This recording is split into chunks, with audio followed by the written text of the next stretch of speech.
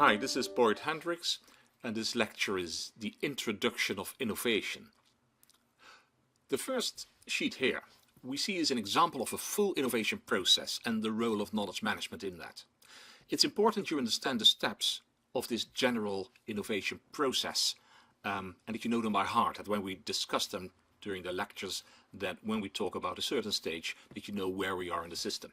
Well, first of all, there is idea generation, then business feasibility, then the development, then scale-up and a decision on validation, and then it's the running business. These are the 5 steps. So the idea generation in step 1 is very much general. Where do you get your new ideas? How do you sort of collect them? Is there a brainstorm involved or workshops, or how do you do that? And the moment you have enough ideas, you have to make a screening, an initial screening. You say, okay, which ones? And that's a decision moment. I will bring in the stage of business feasibility, where I will look which ones are feasible to take further. So the decision after you have decided that a number of ideas are feasible for the business, you have to make a decision which ones you want to bring into development. After I have done that, you want to scale up.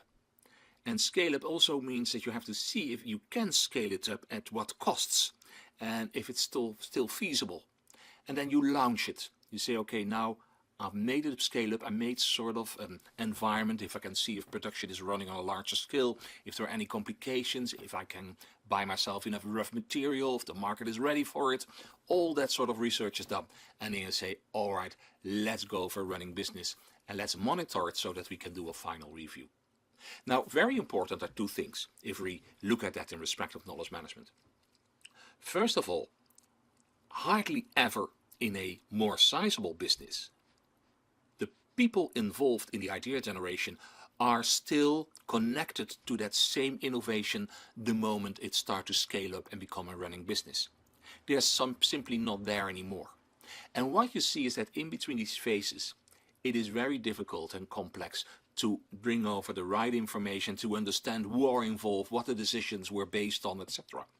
And when you do proper knowledge management, you can make a lot of transparency, you can create a lot of transparency concerning these steps in between.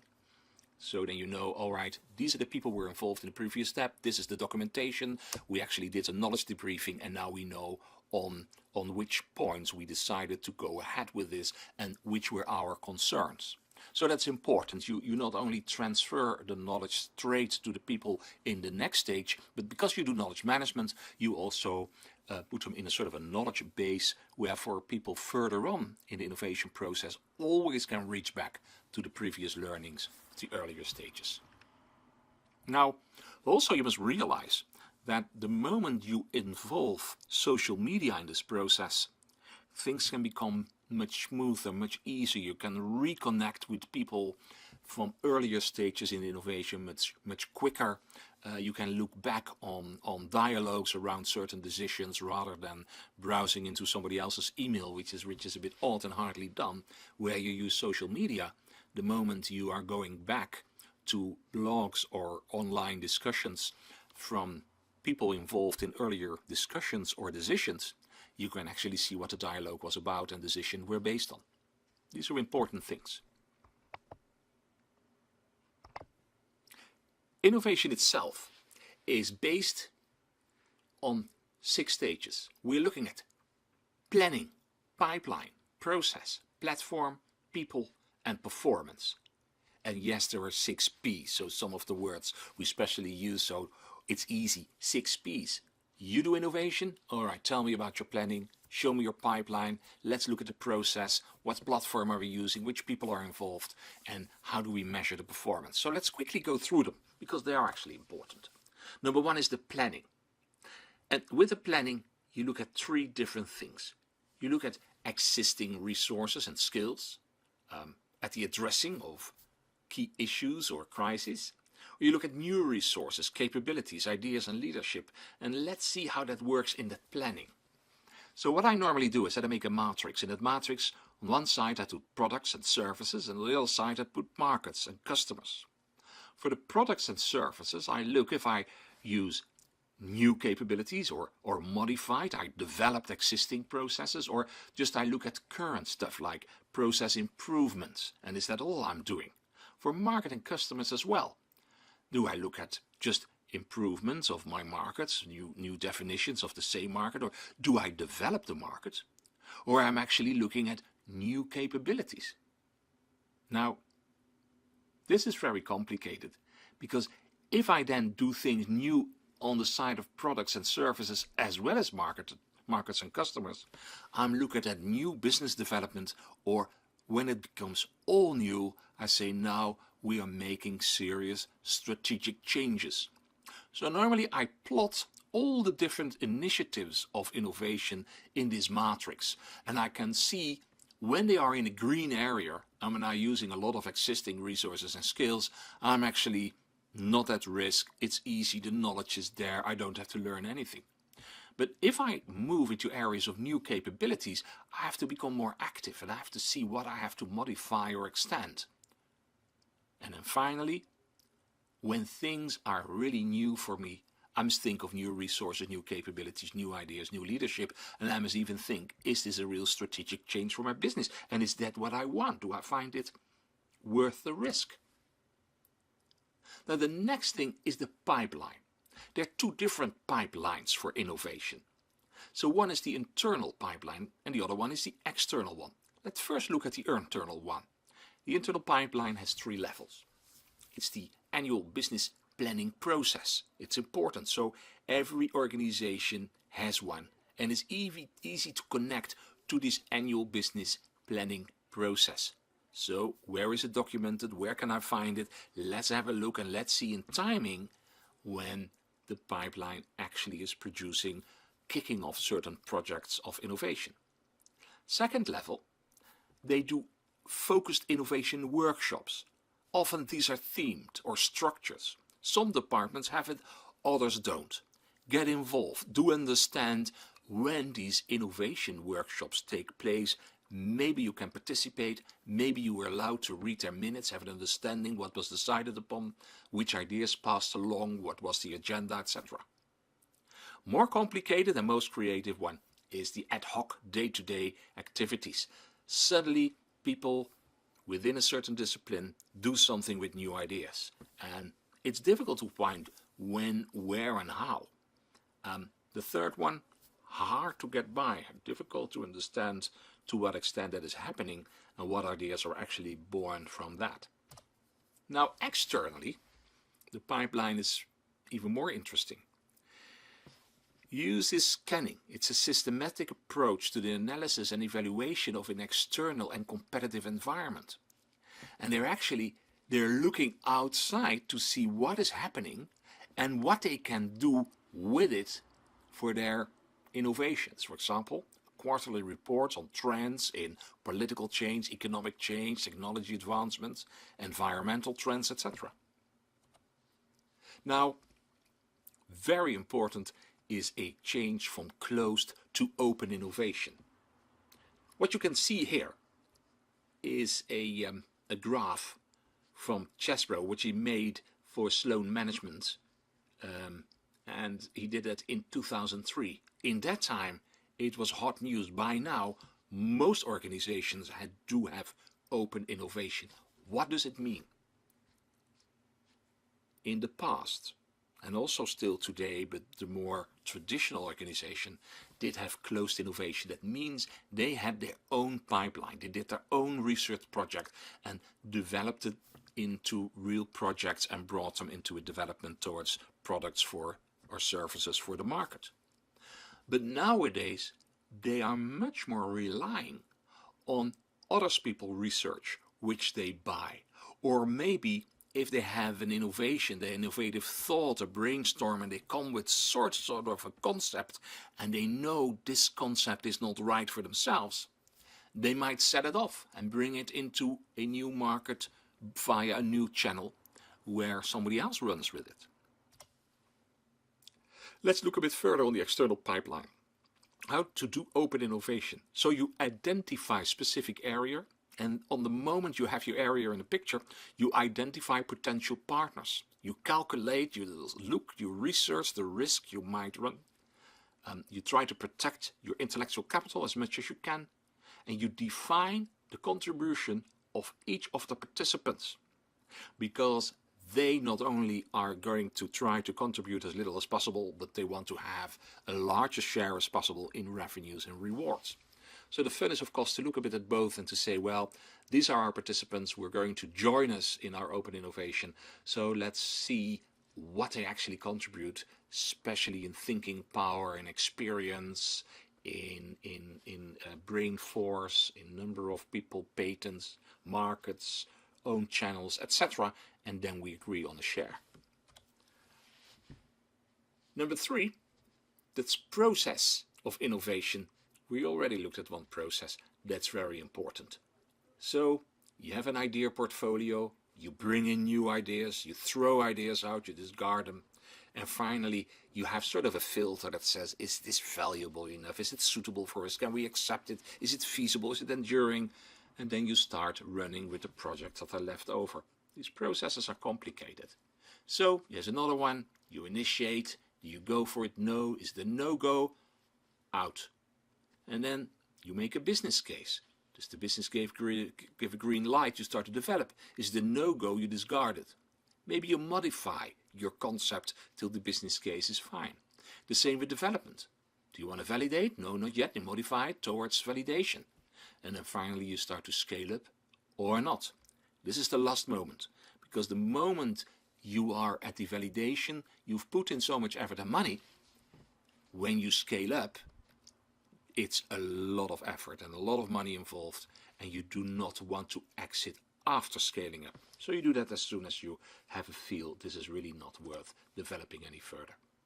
So see how this fits in the scale we have already, or in the process diagram we already discussed earlier. Now, important is, what platforms do we use for innovation? Interesting, this is also from this course perspective where a lot of possibilities and ambitions can be found. Because if I look around, and I'm around with organizations a lot who are innovating, innovations in many organizations is not very much developed, let's say virtually and electronically. And if you create a platform making use of all the different social media possibilities, you will find that suddenly the organization is much more transparent. People like to share, they have a lot more synergy, they like to cooperate. But also, the moment you have your social media properly in order, you can start to do open innovation. And then open innovation in 2 ways. One way, you can invite certain specialists or certain organizations who you have trust in to participate. But you might just shop around in the open area and see what you get along, and if you find participants worth your while to involve. Then number 5, people. What do we do with them? Well, first of all, interesting enough, neurolinguistic programming has learned us that there are 3 types of people. There are people who are very strong visually. There are people who are very strong auditory or kinesthetic with their feelings. And these 3 groups, if you group them together, you will find that new ideas are expressed often among groups, either visually, auditory, or kinesthetic. And if you combine these people, they become extremely creative and they have a sense as if they understand each other. But you can, of course, do much more. And what we have done for organizations, we worked a lot with knowledge maps. And we looked at maps where knowledge is based on metadata. So people don't give long curriculum vitae, but very precise metadata labels, which you can easily make short lists of people with certain qualities of experiences or competences, and you can group them together, and maybe you can lay your question in front of them. And for larger organizations, it works fantastically, and Spark actually is a large knowledge map as expressed here. The moment you have a knowledge map, we will talk on that later when we do the course of competitive intelligence in the next semester. We will look how you can actually create intelligence from your knowledge map. and see how knowledge is mapped out over regions, so that you can create benchmarks to see how certain of your locations do have certain competences in excess or a lack of, and what you can do about that. Then finally, there is performance. That's very important. So you innovate, but innovation is there and everywhere. And you want to know if the speed and the scope of innovation is good enough. How do you do that? Well, there are some rules. First of all, the impact on the bottom line of performance. So are there financial, strategic goals connected to it? Secondly, the number and mix of ideas. When, how differ they, how frequent. And then they must fit the strategy. If you decided a certain strategy and your innovations are actually not on track with that, that's difficult. So you must say, do it fit the strategy? If not, no performance. The next one is the extent of innovation. Is it ambitious enough, stretching enough, or are they just improvements and that's all? And then the effectiveness, efficiency of the process. How many people and resources does it take to make this happen? And we have to look at the progress of the idea in a culture of learning. And finally, there is an overall success rate. If you go through all the different steps of your innovation, you want to be sure that between 60 and 80% of everything you finally launch is successful enough. There's also something else which is important to understand. There is a traditional innovation that says, well, this is the direction we normally went to, and so we stick with the direction, we just do things better and faster. Reliable talents, stable skills, this is how we do it. With a new product or service, they expect new innovation, not just improvements, but basically you can't rely anymore on a traditional research area, trust the data, but you have to play around. There are new areas of value. It's new research, new data sets. What actually happened, you will stretch your talents, you need new skills, and then it becomes much more difficult. If you fail, you might lose more money, but if you're successful, your organization might suddenly find itself in a whole new area of activities. Really worth it. There is an innovation chain, and it's a bit much and complicated, but have a look at it. A lot of organizations go through this. They have ideas, idea generation, evaluated. They have a sort of a business plan. It's a bit pro forma, a bit early on. And then they say, okay, it's now time that research and development look at. So that's technical research development, market research and development. They look at the broadband, the product definition, and then it goes into development. And then engineers start to look at it. And they start to run a prototype and a pilot run. And they get customers involved. And then finally, production. First, a pre-production model, then a real production model. And then they say, well, let's make the refinements into a proper production. They can start selling. And then distribution, market development, new channels, new sales. Increased competition will take place straight away. It becomes a maturity, a decline, and finally it phases out. So below that you can see that the ideas are coming. And they will slow down in the idea phase. R&D will even just a confirmation of the new ideas you have, or cancelling it. The moment you're busy with product definition, the ideas go up. And with engineering, more even so. But when there is customer evaluation, some of the ideas you have to let go. You will find that sales only come in at the production moment, and your distribution is really well on. Now, the next one, you will see that there is an information and a physical flows within the value chain. If you find yourself in the middle, you have suppliers and customers. And you will find it very necessary that there is an information flow in the opposite direction of the physical flow. So if you give the right information to your supplier, that supplier can maybe adjust the physical flow to your needs. The same with the customers. If you sell all the time stuff and you don't know what the customer is actually really wanting from it. So for innovation perspective, you really want to understand what is the customer thinking, doing, appreciating, How is it used in a value chain so that the customer, from the customer, appreciates, and why? And so I try then to map out not only the physical chain but also the information chain that comes with it in the supply chain arena. Also in the course we will look more detailed about the product life cycle.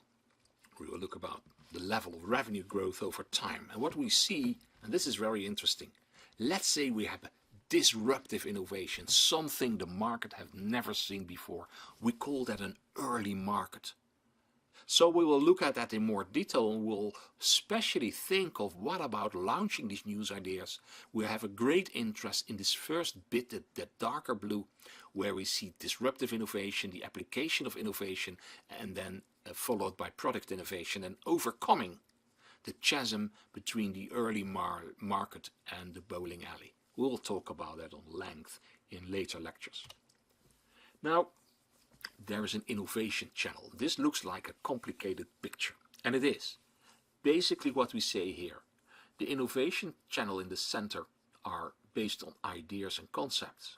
But on the left we see another channel that says how do we then manage the performance of ideas and concepts. And on the right we say how do we support and enable the existence of ideas and concepts. And so it has a lot of information on it. We will go through that during class, and we will look at how actually your performance is managed, how you measure your progress of the developing of idea and concepts into value, into products or services that can actually enter the market. And we also look how you can support that. What sort of tricks and tools are there? Important to know, we already briefly discussed that in the planning of innovation, and the P from planning, the number 1. You look at either an existing market or a new market, or an existing product or a new product. If you look at a new market and a new product in the same time, you have much more risk and much more uncertainty to deal with. On top of that, you might say, well, I have a new market, but I use an existing market process. Or do you also use a new marketing process, which is even more difficult? With a new product, you might make that new product with an existing production process. Or when it is worse, you even have a new product with a new production process. Now, can you imagine? You're in a new market with a new marketing process with a new product that you have never made that way. Well, then you are at full risk, and hardly any organization ever tries that. You're actually doing a startup thing, which is rare. But for startups, this is normal because you have no experience at all. Okay, this was it for now. Thank you very much. Any questions, please feel free to email. You can ring me, you know my number. And otherwise, I see you in class, and I expect a good performance during the workshop. Thank you very much. Bye-bye.